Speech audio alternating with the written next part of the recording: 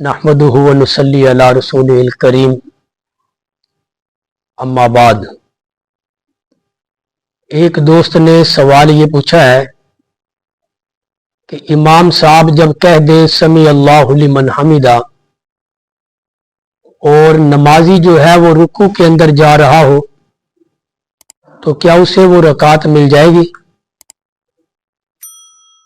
تو اس کے اندر تفصیل تھوڑی یہ ہے،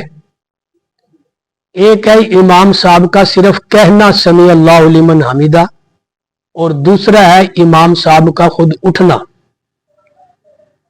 اگر تو کہنے کے بعد امام صاحب آدھے سے زیادہ اٹھ چکے ہیں رکوع سے اور اس کے بعد وہ مقتدی آنے والا رکوع کے اندر جا رہا ہے، جتنی دیر میں وہ رکوع میں پہنچا امام صاحب بالکل سیدھے کھڑے ہو گئے تو رکعت اس نمازی کو وہ نہیں ملی، وہ رکعت اسے دوبارہ اپنی پڑھنی پڑے گی، دہرانی پڑے گی۔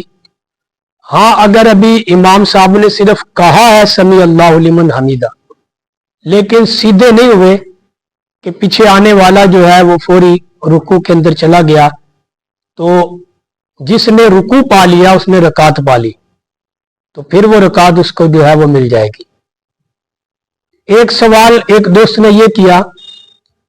کہ بہت سارے آج کل جو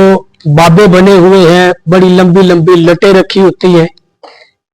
اور وہ بال ان کے جو ہے وہ جڑے ہوتے ہیں، جو کبھی سالہ سال نہیں نہائے ہوتے، تو آیا اس طرح ان کا غسل ہو جاتا ہے؟ تو دیکھیں، غسل کے اندر ایک فرض یہ بھی ہے کہ سر کے بالوں سے لے کے پاؤں کے ناخن تک ایک بال کے برابر بھی جگہ خشک نہ رہے، اور جو کیفیت سوال کے اندر ان بالوں کی لٹوں کی بتائی گئی ہے کہ وہ جڑے ہوتے ہیں، اس میں وہ بال جو ہیں وہ کھلتے نہیں ہیں، وہ بالوں کے ایک ایک جڑ تک جو ہے وہ پانی پہنچتا نہیں ہے۔ تو اس لیے جب ایسی لٹیں ہوں جو جڑی ہوئی ہوں اور بالکل وہ دھوئی نہ گئی ہو اور ان کی جڑوں تک پانی نہ پہنچا ہو تو وہ پاک نہیں ہوگا۔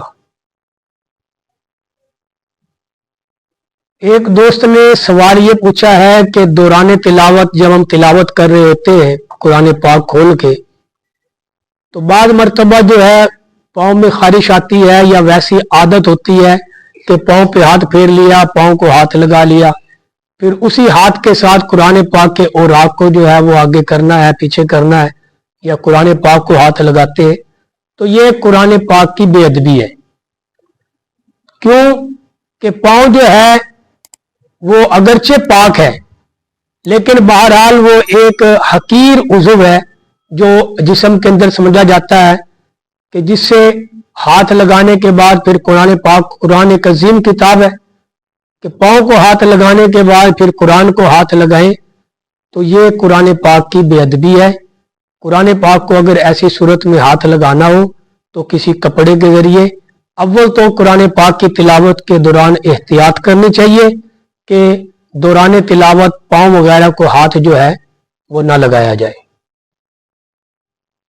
جی، ایک دوست نے سوال یہ کیا ہے کہ موبائل کے اندر جو قرآن پاک ڈاؤن لوڈ کیا ہوتا ہے، کیا بغیر وضو ہم جو ہے وہ اس کی تلاوت کر سکتے ہیں؟ دیکھیں، وہ قرآن پاک جو موبائل کے اندر ڈاؤن لوڈ کیا گیا ہے، ظاہر ہے اس کے بھی اوراق جب آگے پیچھے کرنے ہیں تو وہ بھی ہم نے اس کے اوپر انگلی ضرور پھیرنی ہے، ان حروف کے اوپر، تو وہ اگلا صفحہ جو ہے قرآن پاک کا آ جائے گا۔ تو یہ کیونکہ سکرین ہے، سکرین کے نیچے جو ہے وہ قرآنی حروف ہے اور یہ ایک قسم کے قرآنی اوراق ہی ہے، تو اس لیے بغیر وضو موبائل سکرین پر بھی انگلی پھیر کر کے قرآنی اوراق کو بدلنا، آگے کرنا، آیات پہ انگلی پھیرنا، یہ بالکل ناجائز ہے، درست نہیں ہے۔ بغیر وضو قرآن پاک کو ہاتھ لگانے کے زمرے میں آتا ہے، اور اللہ پاک نے قرآن میں منع فرمایا ہے کہ بغیر وضو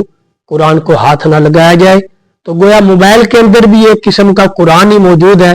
تو بغیر وضو اس قرآن کو بھی جو موبائل کے اندر موجود ہے ہاتھ نہیں لگانا چاہیے۔